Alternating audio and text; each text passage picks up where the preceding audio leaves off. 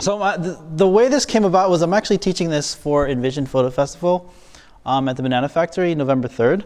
And we thought that this presentation actually would help people at Olympus too. So this is pretty much the exact same presentation. So this is kind of a dry run. So if there's any like comments or suggestions that you'd like to tell me, please feel free to reach out. And if this is connected, there you go. I'm Ted. That's me. So I'm an adjunct professor at Moravian College. If you didn't talk to me, or if you weren't here for that, I teach interactive design and front-end web development. And I've been teaching there for 12 years.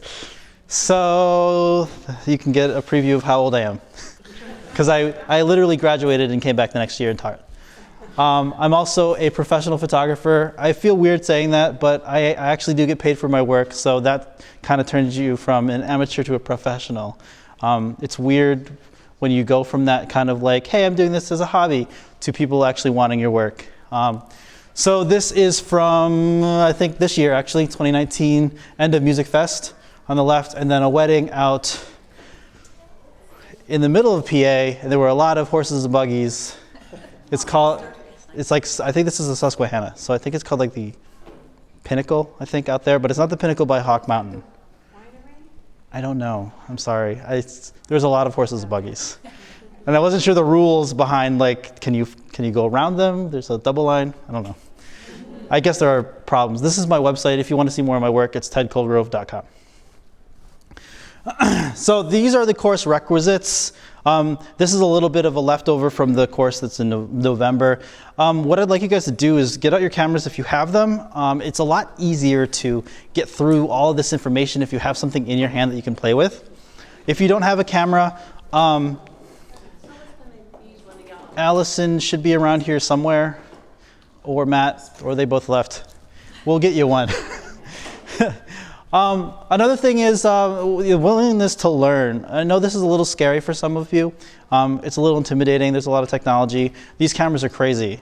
There was an article by the Photographer, if you guys follow that guy. I think he's from New York City.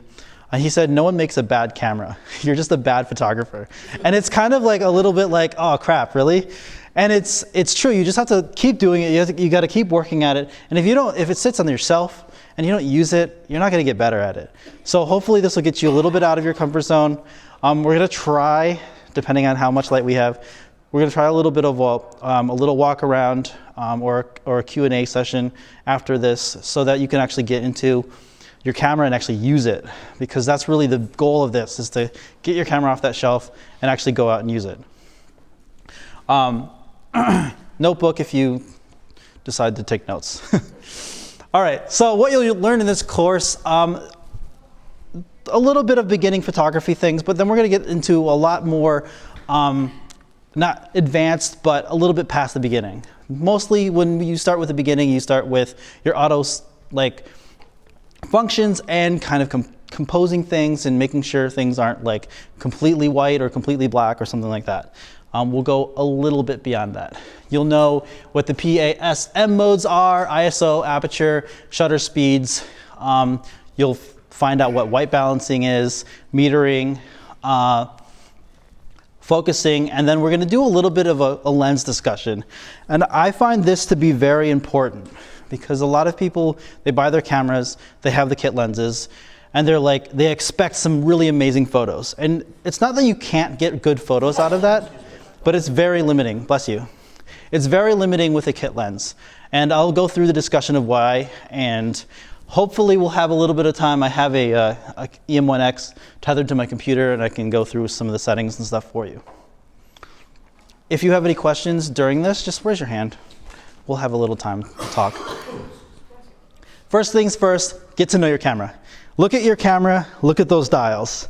There's a few things that are probably quickly like, oh, okay, that's the shutter button. If I click this halfway, it'll focus. If I push all the way down on it, it will take a photo.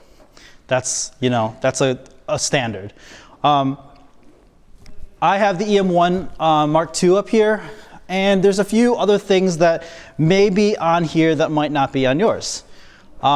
So just kind of look at your buttons, look at what you're looking at, and there could be differences. I have this presentation set up for kind of a general audience. Most of us, all of us, have Olympus cameras, hopefully, because we're at Olympus. But what you will find is you'll find a few things like a hot shoe. And the top of the camera is your hot shoe.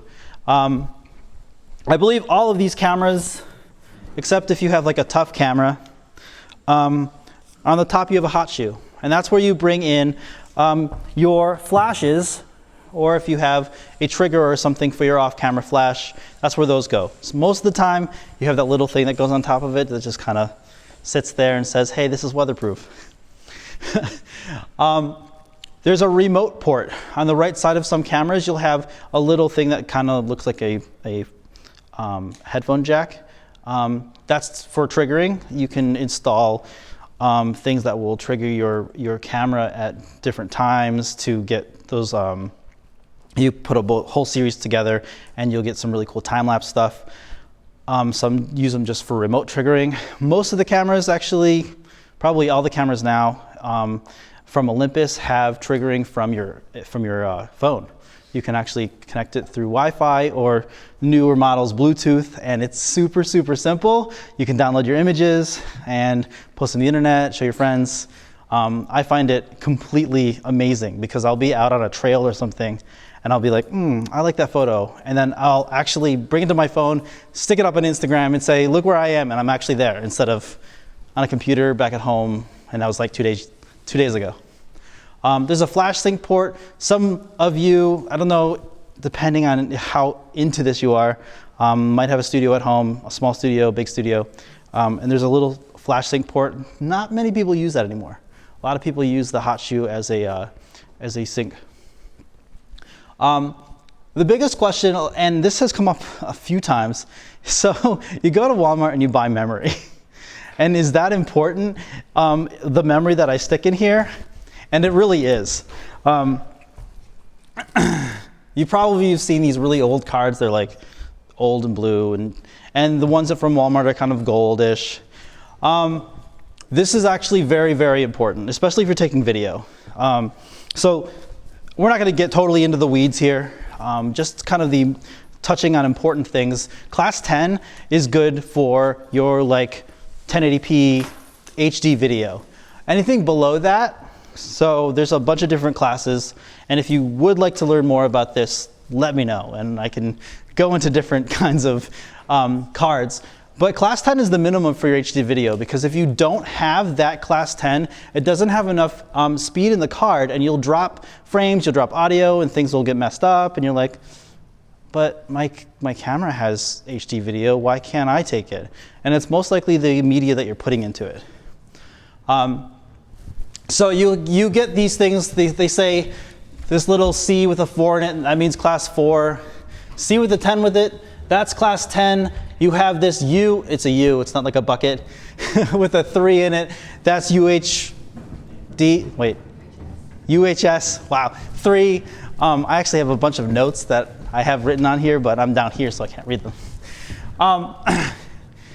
That Extreme Pro, 95 megabytes per second, which is the read, the 32 gig card is like $14 on Amazon. So it's not that expensive to get good stuff. And don't skip on this, because if you get really crappy memory, what happens is it'll fail faster. And then you'll lose all those photos that you took and spent a long time with. I used to shoot a lot of weddings, and I used to only use 16 gig cards because I was terrified if I lost photos, I would lose a whole bunch. So I'd have a whole bunch of 16 gig cards so that if something did fail, I'd only lose just a little bit of them. Now memory goes up to like a terabyte, it's crazy. But really pay attention to that. I actually have I have one of these, Pelican makes these. And it's a waterproof case that holds my cards. And it's a small investment. It's like $12 on Amazon. It protects your cards from impact, weather. I have a system where if I use my card, I turn it upside down so I don't write over it. But it's part of your camera system, so take care of that.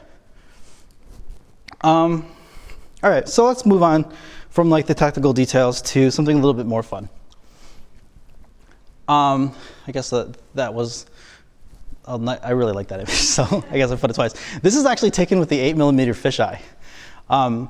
So if you didn't know, we have fisheye compensation in our cameras, and it does a pretty good job. That doesn't look like it was taken with a fisheye. And it's really, really wide. I really like that. There's a few different things about composition, and there are these rules. And rules in the camera industry for these kind of things, they're meant to be broken.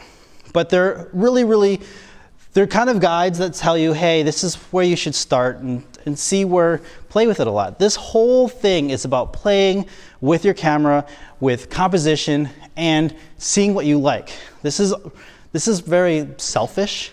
It's all for you. And then you can give it to your friends and say, hey, look what I did. And then they're like, oh, that's okay. And then you have to say, oh, okay, well, I'll have to keep working on this.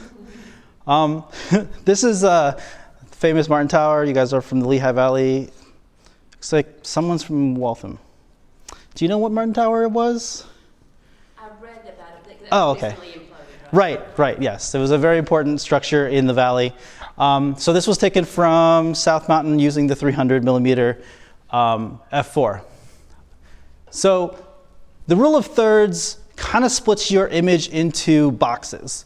And notice how I have these are equal. I actually measured it.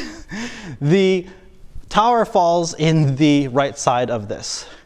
And what it does is it gives your composition a little bit of hey, it's not right straight in front of you. It's off to the left. You have some nice breathing room on the left here. Sorry, off to the right. And you have a little bit of focus. Now, the rule of thirds doesn't always have to be on the right. It could be at the bottom. It could be at the top. It could be on the left here. It's just something to think about when you're pointing your lens at someone, at something. Maybe you don't need it right in the middle. Later down the line, we'll go over focusing. And then you can actually, sometimes like, especially if you're just starting out, your focus is probably going to be straight in the middle. And then you're like, well, I messed that up. So we'll go over focusing and bringing things off to the left, to the right, to the top in a little bit. I'm glad I remembered water. Any questions so far? This is a little bit of a compressed version of this because we have a little less time. Balance. Now this is a wedding I shot up over in Pittsburgh. And there were a lot of people in this wedding. There's a lot. The groomsmen usually there's like 3 or 4, but there's a lot of groomsmen here. And so it was really hard to try to get all of them, the whole lines, like have them in one big line, and yeah, that works. But try to balance the whole photo out. Like notice how they're all kind of all over the place, but it still kind of balances out the photo. This is all subjective. So I think it looks good. Other people think it looks good. But really you just kind of have to play with the people in the image. You have to play with the placement of you. You just have to kind of play with the surroundings. I think the trees help with this too. If there were no trees, it'd look a little center weighted. So it's just another concept to think about. There's also a balance where you have a little bit of space. This is my favorite kind of donut. Matt knows I love to eat.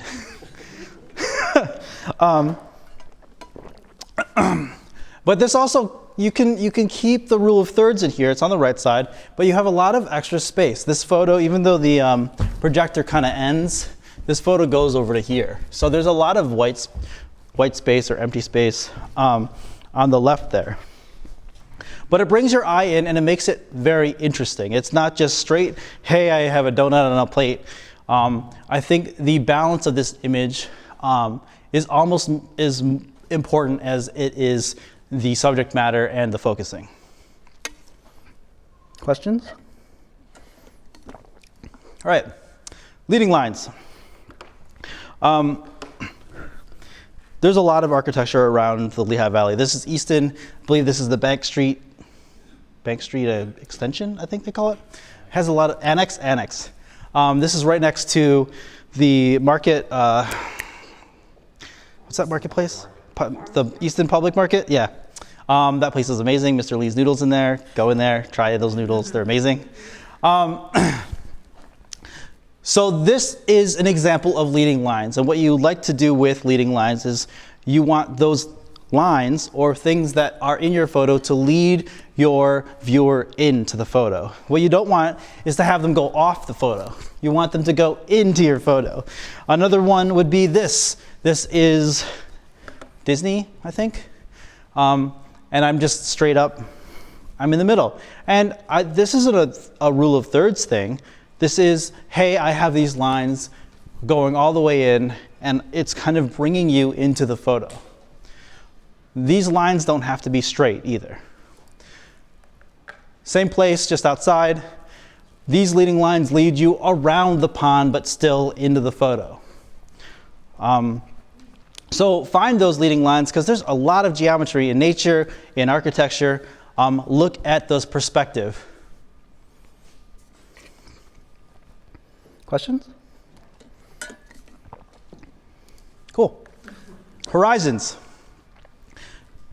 Sometimes people look at horizons and they just say, hey, I want all the sky. Or they stick it in the middle, and it's not very interesting. It's like, okay, that's a horizon. But maybe there's more subject matter below the horizon.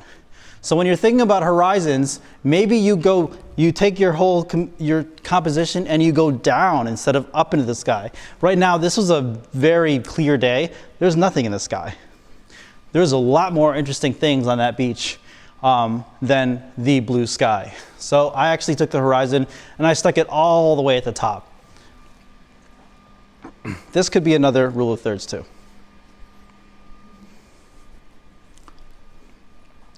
Changing your perspective. Sometimes you just have to go up to things and just take a photo at really weird angles, and sometimes it works out. Other times it doesn't. Just play with it. Not everybody has to see every photo that you take. I was down in Georgia taking photos at an event this weekend, and I took 3,700 photos. They're probably going to get maybe 400 of those. So you don't have to say, hey, Facebook, here's all my photos I took. Just pick the ones that you like and you think are good and present those. At weddings, I'll take 5,000 to 6,000 photos, and the person will probably get like 700 of them.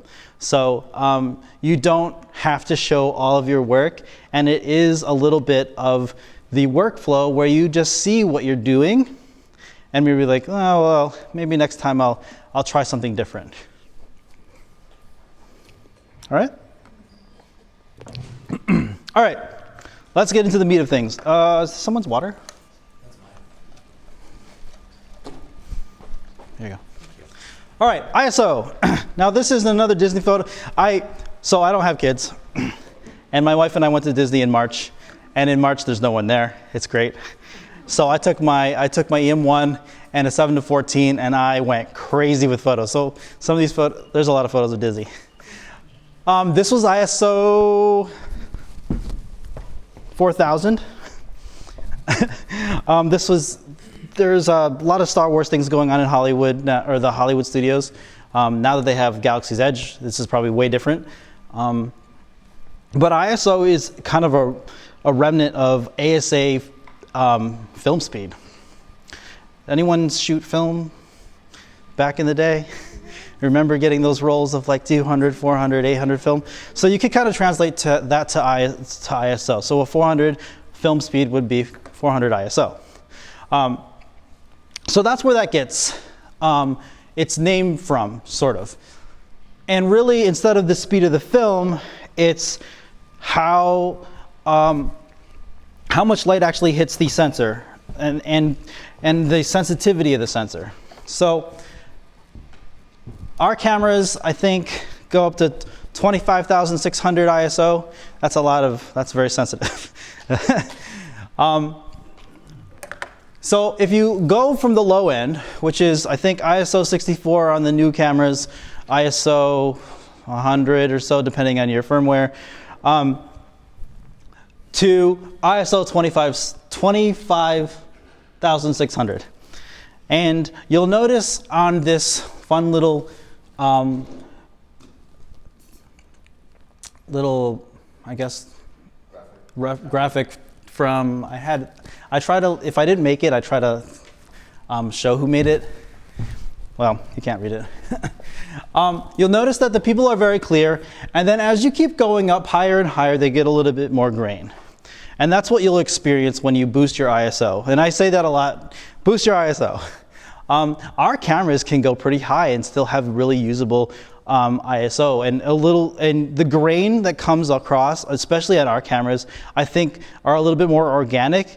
And if you find yourself going up to like 12,000 ISO with our cameras, a really good way to make your photo usable, and this is all subjective, turn it into black and white. Sometimes the colors get a little messed up when you're getting really high, but removing the color from that, you have a nice kind of old looking image. So definitely if you need to, I've used 6400 and it's fine. There are new things called, I think from Topaz, they have a really, really nice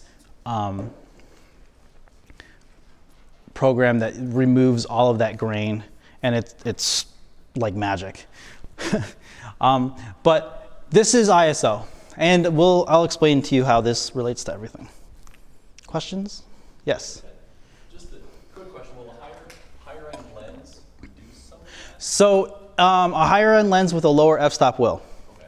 So say I have an ISO of 800, and if I have like a kit lens with like an f like 5.6 or something like that, and I need to compensate for the light coming through, I'd have to probably boost it up a little higher. But if I bring my f-stop down on a better lens, then you won't have to do that.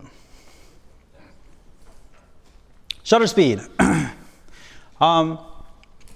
This is where you can capture really, really fast motion in time, or you can extend your motion to these long exposures. Now, I think, let me see if I have, do I have a shutter speed? Nope, I don't have this one. I think this was around 1/8 of a second. So your shutter speed is measured in hundreds of seconds, and it can go from, there's this thing called bulb where you can just kind of let your shutter be open for as long as you hold your trigger down.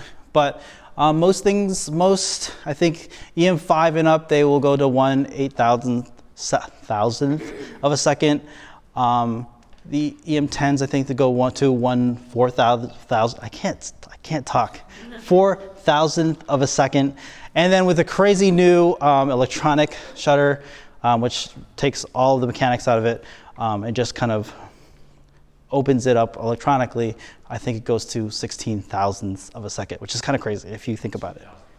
What? 32,000. Ooh, okay, so that's even better. I've never used that. I feel like 8,000 actually is pretty good. But you have this graphic. So if you're trying to stop something like a fastball or sporting events, soccer, car races, anything moving fast, you want to have a faster shutter speed. And if you want something open, like waterfalls that are nicely cascading and they have like that kind of dreamy effect, you want a shorter shutter speed. If you're shooting, I love fireworks. I love fireworks. You want a slower shutter speed for that. And even into the 2 to 3 to 4 second exposures. Question? All right, so I captured this. I have the notes up here.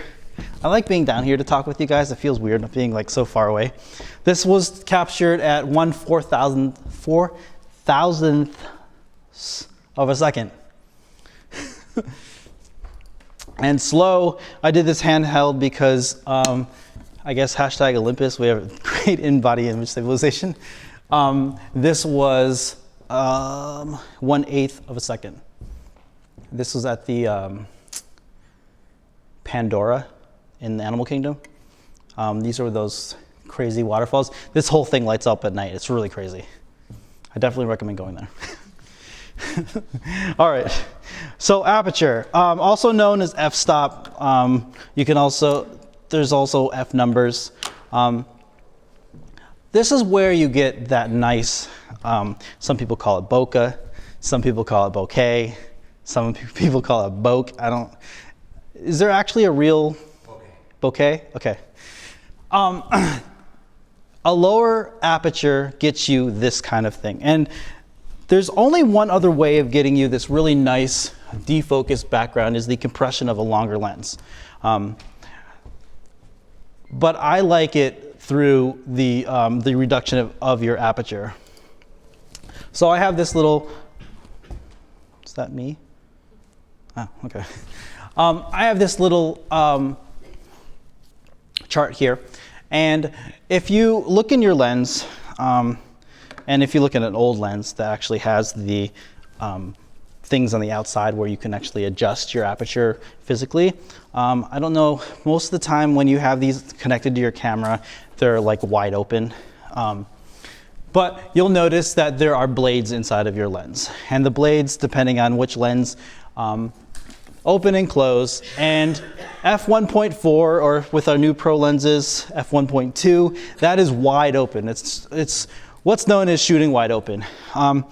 The greatest thing about Olympus, and I love this about our lenses, is we can shoot wide open and not have these weird kind of like little defocused parts of our image. Because I used to be a big Canon shooter, and the biggest problem with shooting wide open on the f1.4 lenses was there a little the focus was not totally there.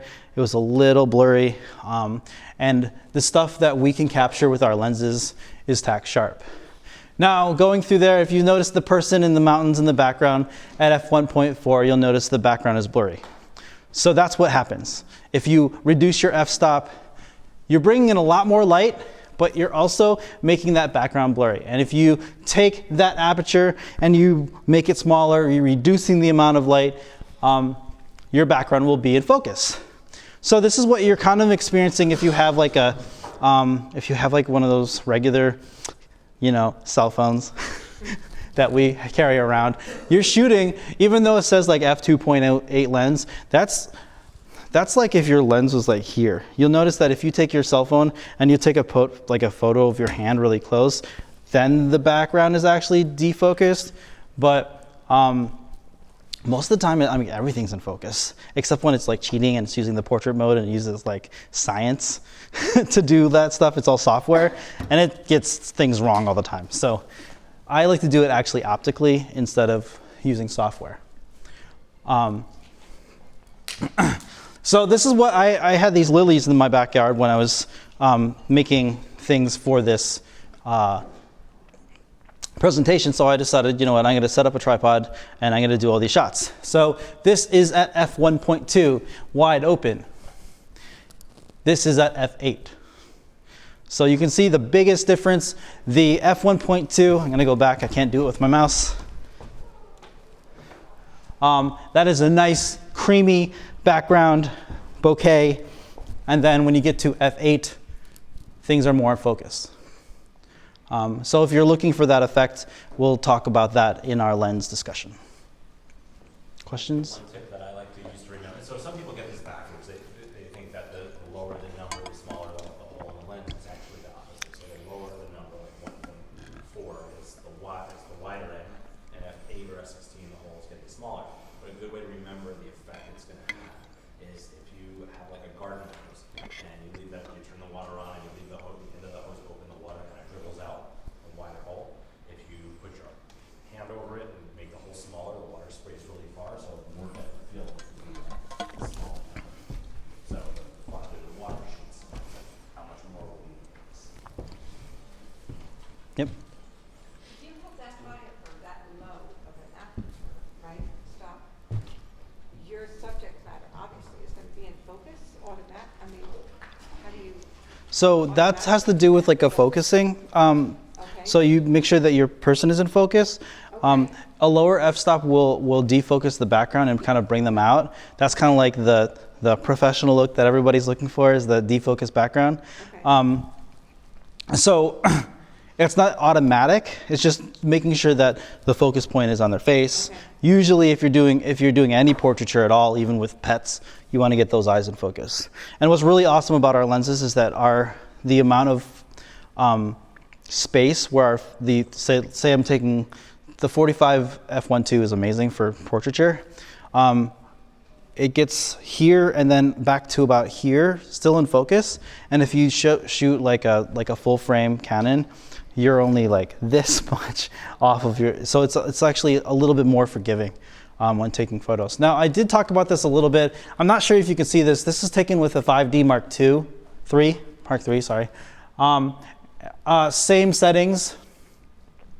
And you'll notice that the right side is Olympus, the left side is Canon, and that's wide open. And you notice how that's a little not sharp. And that's what I'm talking about. Usually what you would have to do if you're doing something so small, you'd have to back that off to like f1.8 or f2 to get that sharpness. And that's what I've always had struggled with when I was shooting Canon.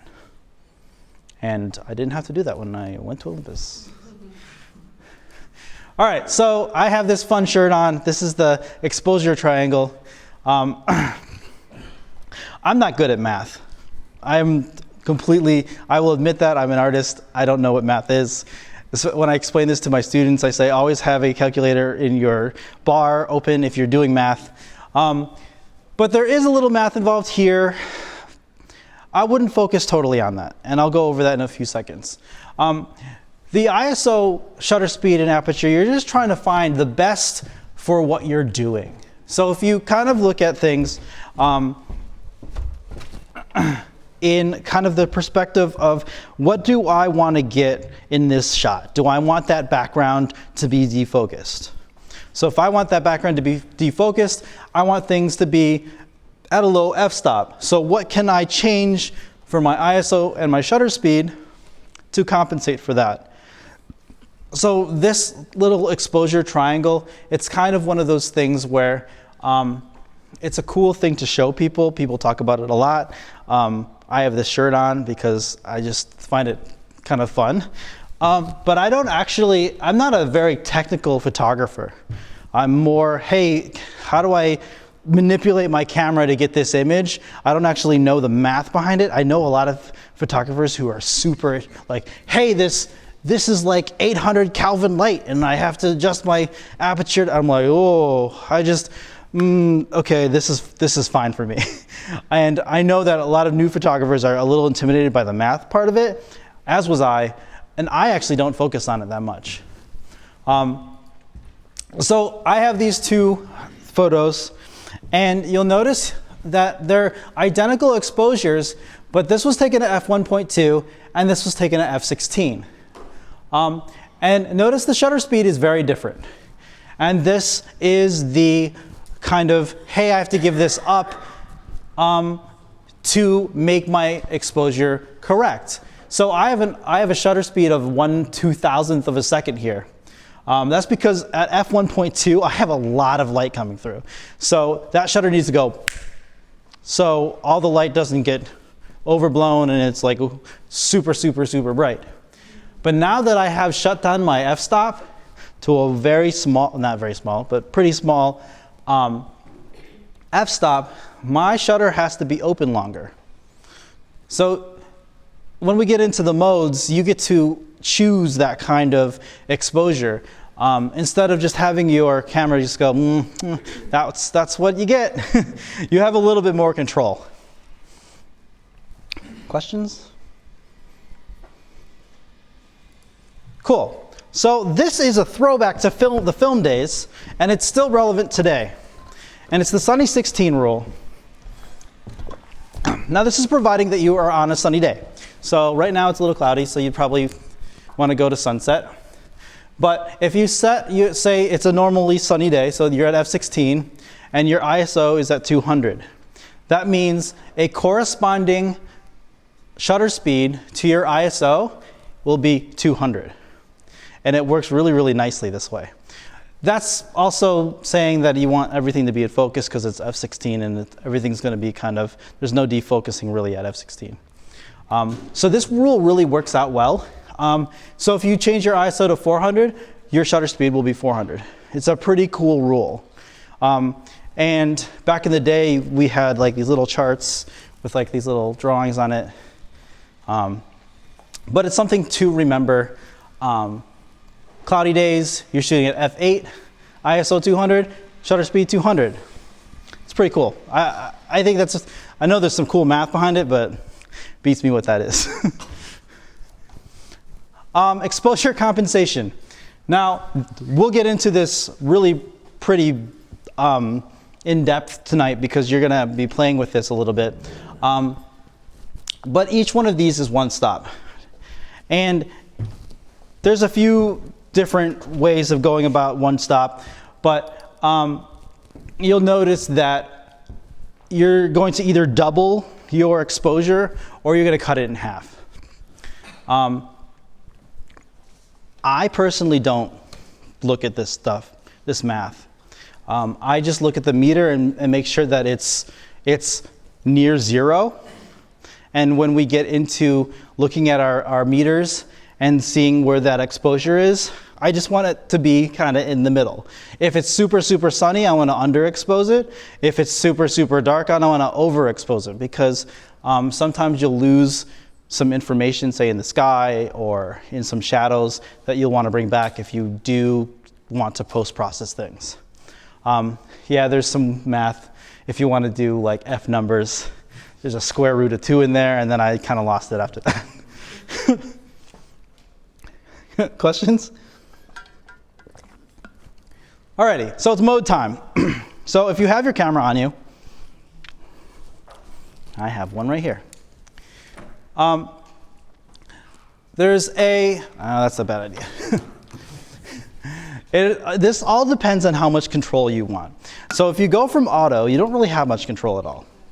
If you have like those actual, you can use, I think you can probably change your white balance possibly in auto. I'm not really sure. I think it's auto everything when you're in auto. I don't use auto, so I don't know. But if you want more control, and this is the little chart here, less control is full auto, and then if you want a little bit more, we're gonna go into program. And then a little bit more control, we have shutter priority and aperture priority, and then we have full manual. So we're gonna be going through all those things tonight. Questions?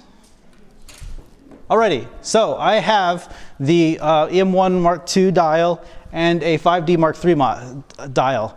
The only reason I have this 5D Mark III dial is because the modes are named differently.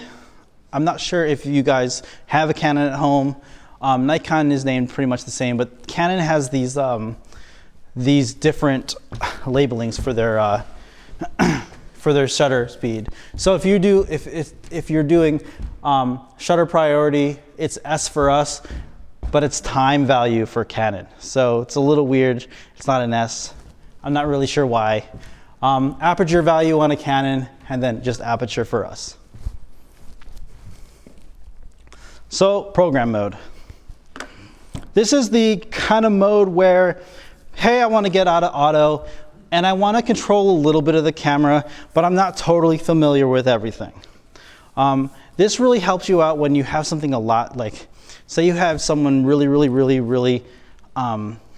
like right in front of like a very, very bright light and it's not really working out well. You can actually adjust the exposure and it will help you properly expose that person.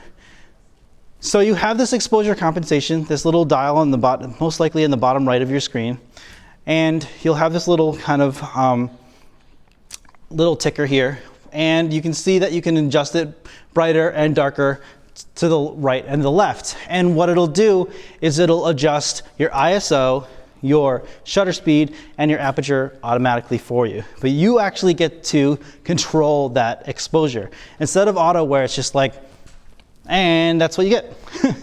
So you have a little bit of control. You can just, overexpose it, underexpose it. If you're shooting in snow, you have to underexpose because those highlights get blown out and you'll lose like all the clouds. This is a really good mode to start with because if you're just learning, this little control might be like your, hey, I'm going to step into something that I'm not familiar with. I'm going to try that. Because really all you're doing here is just telling the camera to, hey, this is too dark. I want this a little brighter.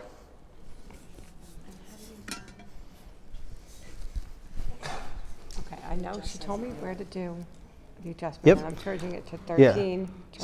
So this right here, yeah, it's 2.7. 2.7. So this is your Okay, compensation. And how can you tell by this? that So it's see how good? that's all the way to the right? So now right now it's at 2.7. That Right. means it's going to be overexposed. So take that photo. It's going to be really bright. You want me to take it? Yeah, take a photo.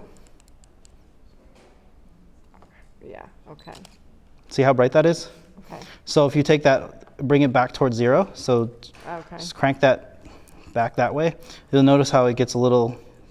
So if you take that photo when it's at 0, Oh, it'll be this. okay. It'll be right. At this 0? Yeah, at that 0. Yeah. Oh, okay. So what you'll want to do is you'll want to take your exposure compensation meter and you'll want it here somewhere. And it really depends on what you're taking photos of. And the cool thing with digital cameras is that you can take a photo and be like, oh, that's really bad. I'm going to underexpose it, or I'm going to overexpose it.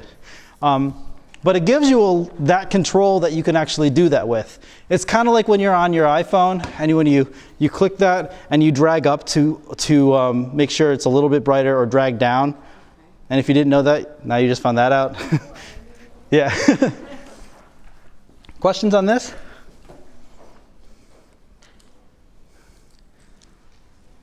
So I have the little graphic here, P on the Olympus stuff, and it's P on Canon. Oops, I'm going backwards.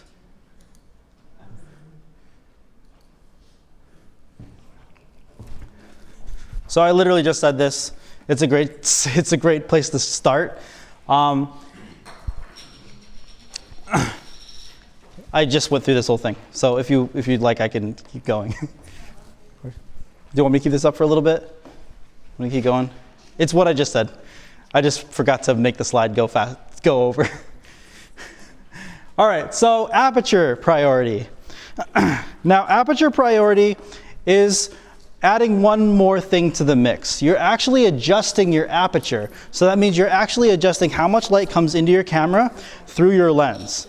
And this is where, if you have a nice lens that is f2 or f1.8 or 1.4 or 1.2, this is where you can actually get that nice bokeh. And if you have the pro lenses, it's feathered bokeh, because science, I don't really know that part.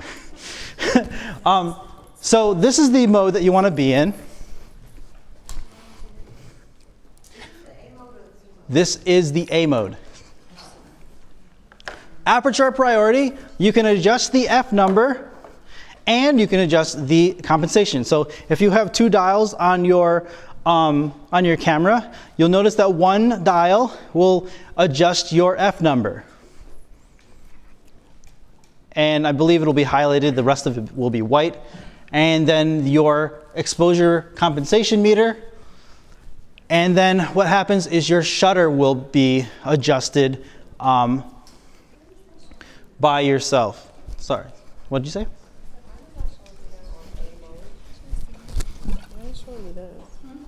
Oh, you are in. Am I on A mode? How do you know? So see this little white thing? Oh, to it's go all the way that. over. Oh, I was doing it on this side. Oh yeah, that's the power button. There you go. Oh, okay. So now, so now you're in aperture. There you go. So this is your aperture, and that's your exposure. Oh, okay. Yep. So what do I? Have you guys found it? You go all good?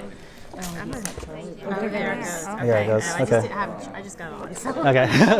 All right. Are you all good? This one you're saying does the aperture. This one does my shutter. This you're one. So saying. where are you? You're in Right program here. mode. Right. So right now you're just adjusting Oh, your okay. exposure. So if you were in aperture, Oh, I need to be in the A. yeah. So in A, Okay. now the front one should adjust your it aperture. does. Yeah. And then the back. Okay, and that should be at 0 too. It depends on what you're looking But for. most likely. Most likely 0. Yeah. So, okay. You okay? You're good? Yeah, I'm changing it, but I don't feel like I see the difference. Okay, so if you guys aren't seeing the difference on the back of your displays, take a photo. Most likely the back of your displays won't show you the difference. It's just the setting in your camera. So take a photo and see what that difference is. Start looking around, adjusting your aperture, adjusting your exposure compensation, and seeing what that does.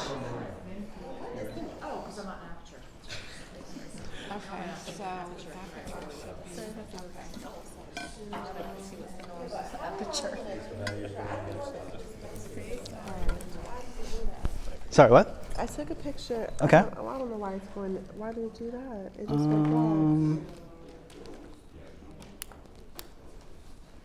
It goes to this. Okay. Oh, sorry. What is this? E5? Okay. Yeah. I don't know. Oh. Yeah, I don't know. There you why go. it's doing Okay. So now you're, that. I yeah. took a picture. Mm-hmm. Okay. So that Oh, shows, right, it okay, didn't- yeah. it didn't do that. So if you, say if you take this down to, if you bring this up, see how bright that gets? Oh yeah, it's really bright. Yeah. And then if you bring it down, so this is where, Okay, see so the, that yeah, is that's the controlling. exposure What does compensation. this one do? And that is your aperture. That's what's showing you how much light's coming in. So right now you're at f4. If you keep bringing that up, it'll be less light, and you'll notice that your shutter speed gets longer and So longer. where should it be at? Like, I personally, when I'm in aperture priority, I want to be as low as possible. Yeah.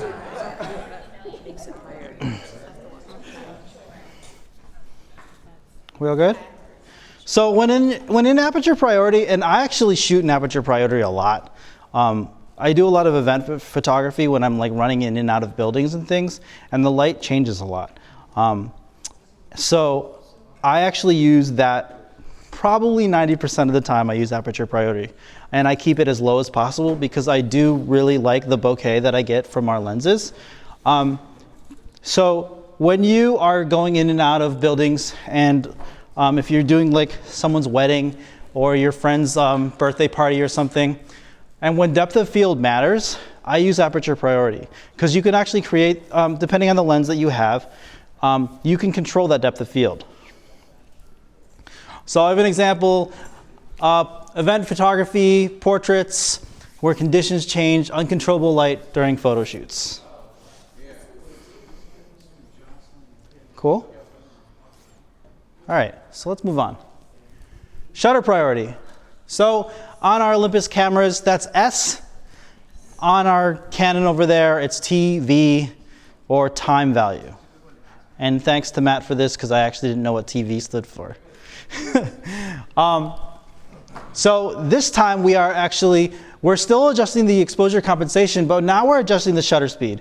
And the way we would use this is if we were at sporting events, or if we're trying to go maybe your son or daughter's dance recital or something.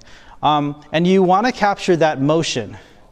And you know that if you're in aperture priority, your shutter speed might be all over the place. And if you want to capture that motion, you have to be at least like 200, 400 hundredths of a second. So that's where this comes in. And it's the same way that aperture worked. You're just moving the shutter. And you'll notice that if your shutter gets lower and lower, so 25, 10, 1, your photo, you'll hear that actual shutter click, and then you'll hear another click. That means the shutter's been open for a while, and your photo will be very bright and very blurry. So to kind of combat all of this, and especially, and I know a lot of my old coworkers used to call me when they're going to recitals and say, "Hey, I have this lens and I have this camera. What settings do I need to get good photos of my daughter?" And I'm like, okay, let's go over this. So sometimes you actually need to boost your ISO a little bit to compensate for your shutter speed, because sometimes you'll have it blinking. Like if you bring your shutter speed down to like, I don't know, like 800ths of a second, you'll see that what it'll try to do is it'll try to bring your aperture as low as possible. and then it'll start blinking. It'll say, hey, I can't really get to that exposure that you want. That's where you boost your ISO.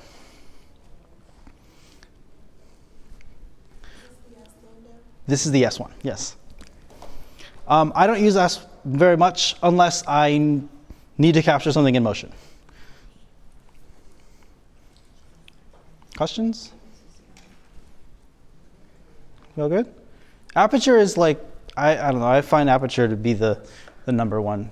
So is that what you're not using that for your fireworks that you love? I actually use manual for that.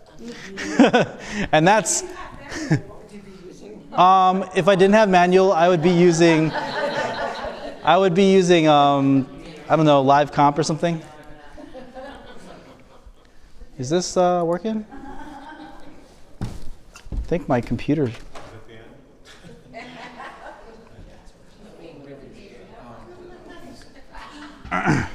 All right.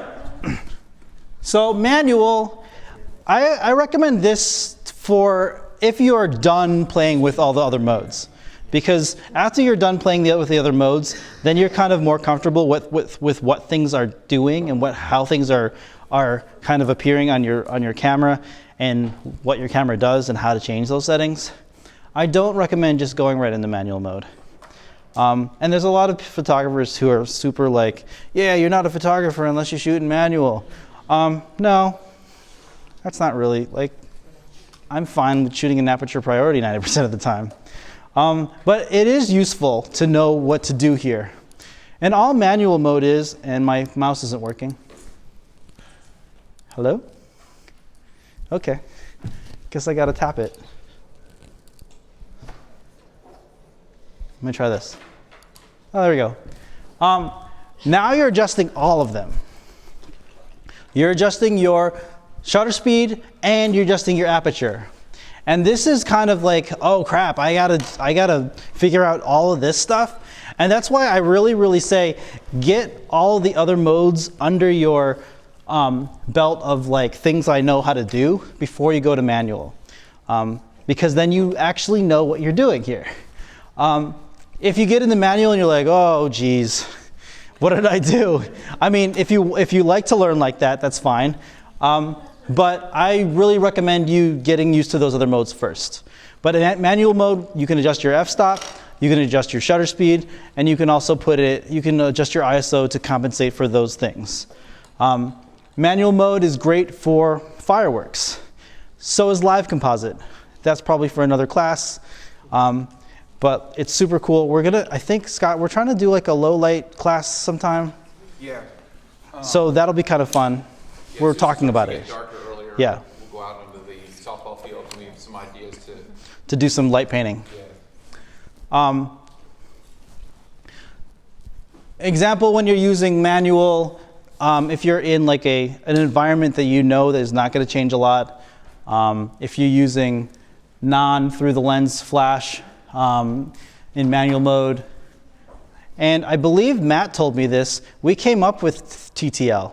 Olympus came up with TTL like back in the day. So we were the originals. Yeah. That's a cool little tidbit.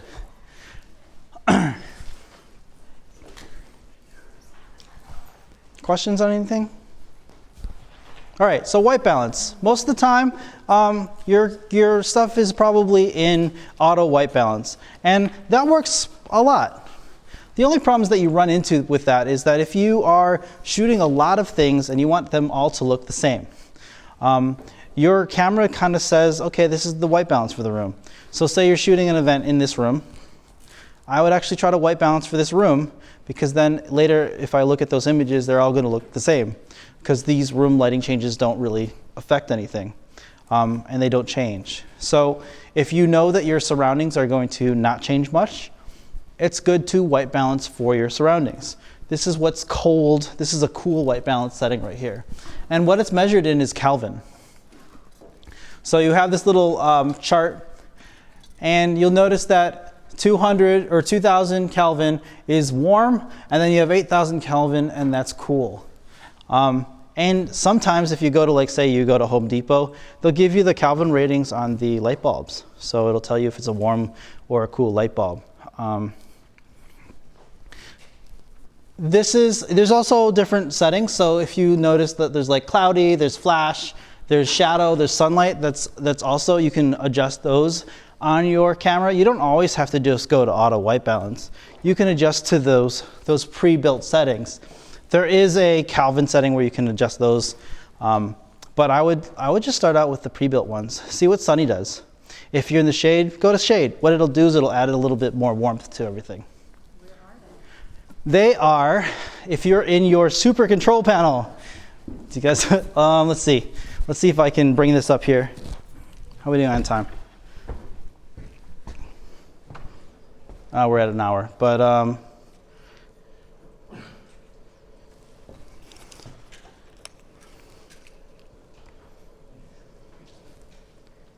can I get out of the oh. So I have to do that.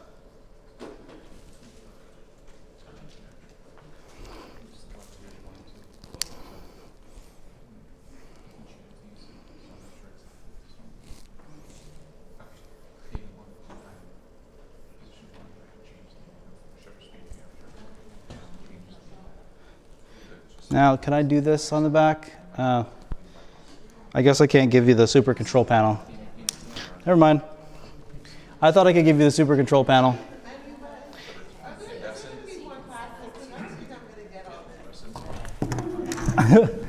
There can be.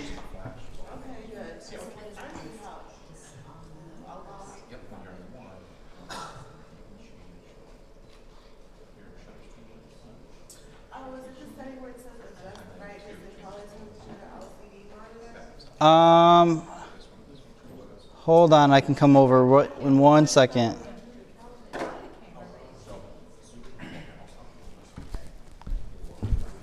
Oh, Matt got it? Okay. There should be, if you press menu, if you press OK on here, there should be a setting in here for white balance. Oh, where are you in? You are in iAuto. Okay, so say you're just in one of those modes. Okay. Then if you press OK, you get this. So there's like a little white balance thing. Okay. And then you can choose all these different kinds of white balance here. Oh, I see. Yeah. Okay. So in here, I'm just looking for something that looks natural. So like fluorescent, incandescent would probably be, yeah. I mean, these are fluorescent lights, but they're a little warm. So just, Derail this if I asked you how to do the custom? Because sometimes. I mean, yeah, you could do custom if you wanted to. But you could, Yeah, so you just have to point it at white. it has to be all white, right? Yeah, or gray. There you go. No. Sorry. Yeah. Probably too dark. Yeah. Does anyone else need help finding this? Set it? And it'll set it, yeah. And then anytime you go into that, that'll be what this is. Yeah, I'm completely lost. So. Okay, so it's not in your menu system. It's actually, if you press OK, Oh, okay. then you can see all these like little things in here. So right now, I think fluorescent is probably your best bet for in here since you have fluorescent lighting. Right. Yeah. What did you do? You did Just the press OK button, and then you can just kind of go through there. Yeah. Okay. Yep. Anyone else need help finding it? You good? Yeah. Okay. It's overwhelming.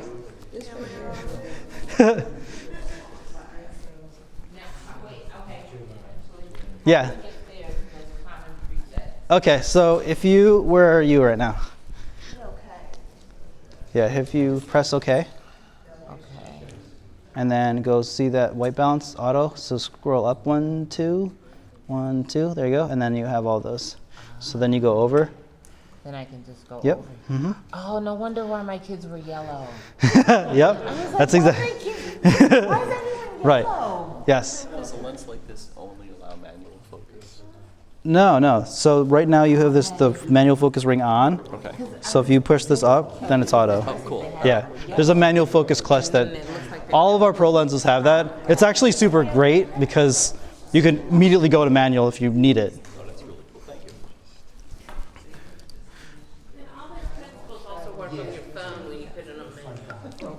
you. There's a manual on your phone? I have an iPhone, so it's all kind of like It's all IOTO.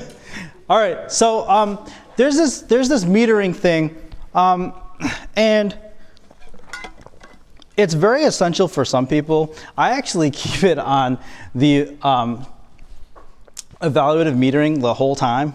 I haven't changed that in years, but it is a concept that you'll find if you take any more advanced photography courses. I just want to touch on it a little bit. If you want me to go into it, there's like different spot meterings, and it'll show you, it'll kind of evaluate the light at one position of your frame. But I personally, if you're just starting out, don't worry about metering yet. If you're into manual, then start worrying about this.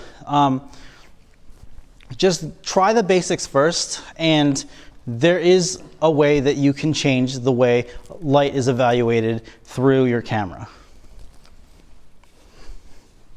Questions? You get there in the menu? Yeah, so the super control panel, same thing. Actually go here and here. Oh, there, click press OK. And then it's right to the right. Oh, it's right there. Okay. So click that. And then you can get into, right now you're center weighted. I usually keep it on and do that. Evaluated? Mm-hmm. Okay. And then you have spot metering, and then spot metering highs, and the highlights, and then the shadows. Okay. So when you take a photo with your digital camera, you don't have to record all this information because you can go into details right on it? You can go to the details. If you bring it in, if you have Photoshop, you can look at the information. You can download an EXIF data reader from like an app store. If you bring it to your phone, there's like an EXIF data reader on your phone that you can run it through.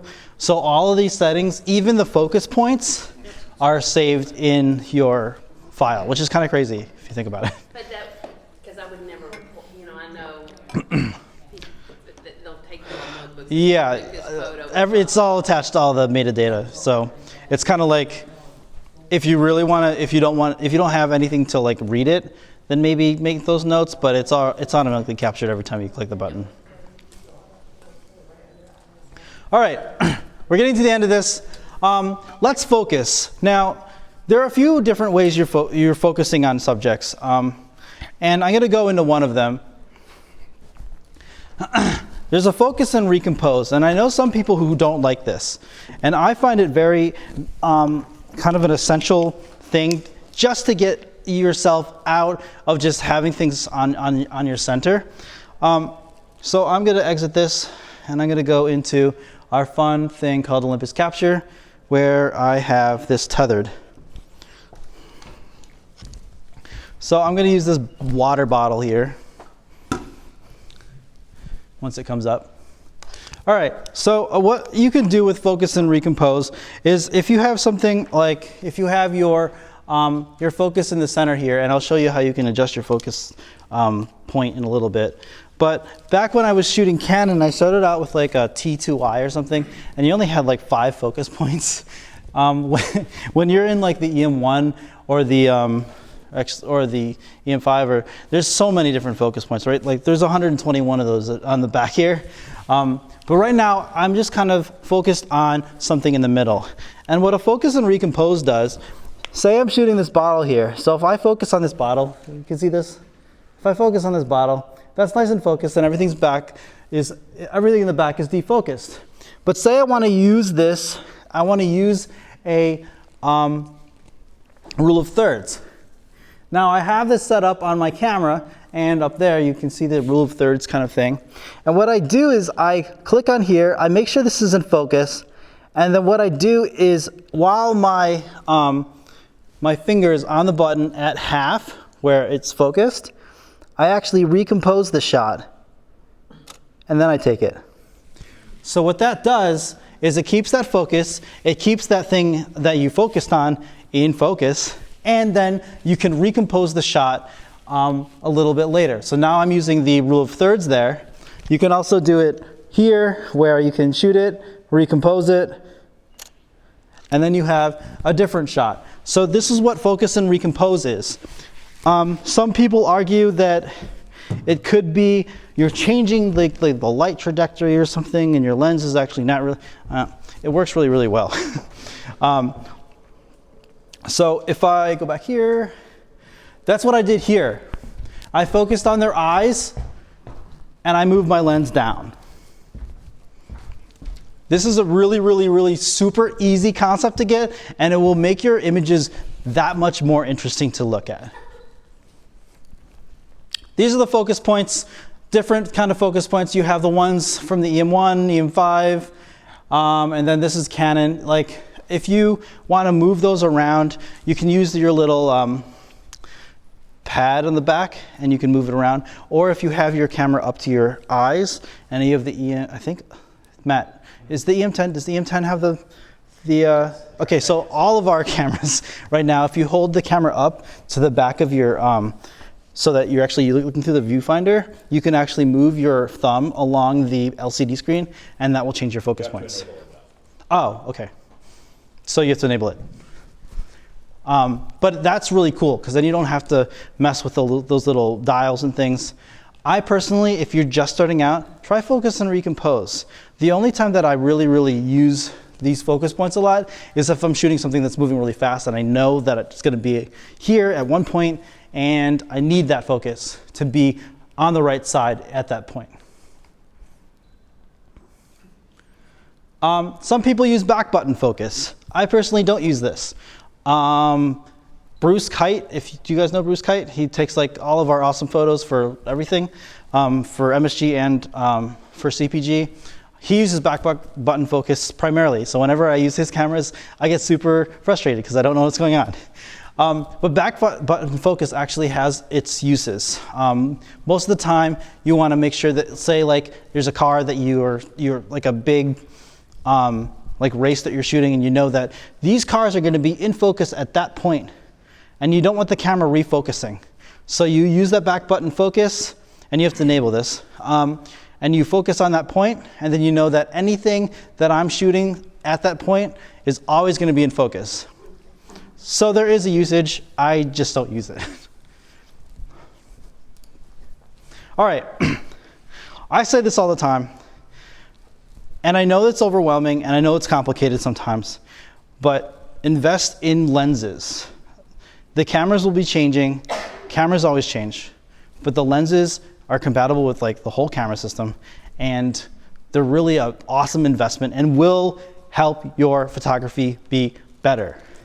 I've shown these are all pro lenses. Pro lenses are great, but just getting, say, a prime, and we'll get into what those things are. Just getting a nice like 45 or a 25 millimeter f1.8 prime, that will get you that nice defocus background that you couldn't get with your kit lens. So really, really look at those lenses, and if you have questions about, hey, what lens should I get? Feel free to reach out to me. I'm in the building. I'm here all week. So you have these things called kit lenses. Those are the things that you usually get with your camera. They're the kit lens. They're usually like 14 to 42, f3.6 to 5.6 or something. And what that does is if you zoom in, the f-stop changes. So what happens is you don't get that 3.5. And if you want a defocus background, you actually want to be lower than 3.5. So this is a big reason why investing in a prime lens, say like a 25 1.8, would actually be better for you, because instead of actually zooming, you actually have to zoom with your feet. These are called prime lenses. They're fixed focal lenses. And it's really funny when my mom like tries my camera out. She's like, how do I zoom? I'm like, you got to zoom with your feet, Mom. She's like, oh, okay. But it's actually the amount of light and the quality of your photos will just be so much better. I got my wife a pen camera and a 45 millimeter 1.8, and she immediately took out off the other lens and put the 45 millimeter on. She's like, that's it. I'm just going to keep this on the whole time. So invest in the lenses. We offer a lot of lenses for many different kinds of things. Zoom lenses, obviously zoom. There are a few different kinds. The variable ones are the ones that like the kit lenses, the 14 to 150s, those kind of things. But then if you get into the pro line, you have a fixed aperture where when you zoom, say 40 to 150, at 150, you're still at 2.8. So you get a really nice bokeh in the background. So if you have any questions about lenses, Matt can answer them, I can answer them. These guys can answer them, they're really quiet, but they know what they're doing. Lenses could be your biggest like game changer, because sometimes we're just limited by the lens that we have on our cameras. There's things that we can't do. Last tips. My wife took this of me. We were in Easton somewhere. You're gonna ask questions. Don't be afraid to ask questions. Find someone who knows what they're doing. Ask them questions. They can be your mentor. Join the Lehigh Valley Photography Group. Join our club. The Lehigh Valley Photography Group is in the Lehigh Valley, obviously. I'm in one of the admins. We have a free photo walk every first Saturday of every month, where we just walk around different places. We answer questions. You can walk around with us. We're doing one next, whatever the next Saturday is. We're gonna do a night one with light painting. What? 28th. No, whatever the next first Saturday is. I think it's the 5th. The 5th, yeah. So we're doing a low light one in Easton from 7 to 9.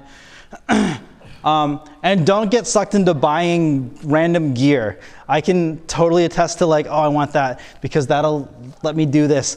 I want this thing. And you could spend thousands on things, but try to get the fundamentals first and try to get as much out of what you have, and then look at that piece of gear that you're looking at. I know this can be a very like slippery slope of buying tons and tons of things. People love gear, but if you look at like photo history books, almost every photographer, great photographer, famous photographer had a camera body and one fixed focal length lens, and they didn't have much else than that. Yeah. So you really don't need a ton of equipment to get started, especially to get started. Here's a good example. There's a photographer named David Yarrow. You know, he does these amazing, like, check him out, like Google him tonight. He does these amazing, like, animal. He goes to like Africa and he's way out there. There's a picture of him setting up his camera on a pile of elephant poop. That's what he had for a tripod, and that's what he used, and his shots are amazing. So you don't need like crazy stuff. Yeah. Use what you have, get creative. Right. And if you These shots are amazing. if you guys need recommendations on like lower budget things or budget options, believe me, I've tried them, because I for all the photography I do, I don't have a budget. It's like whatever I can explain to my wife that I need. so that's like nothing. Last but not least, I guess that's not there. So if you didn't get your stuff from Allison, she's right back there.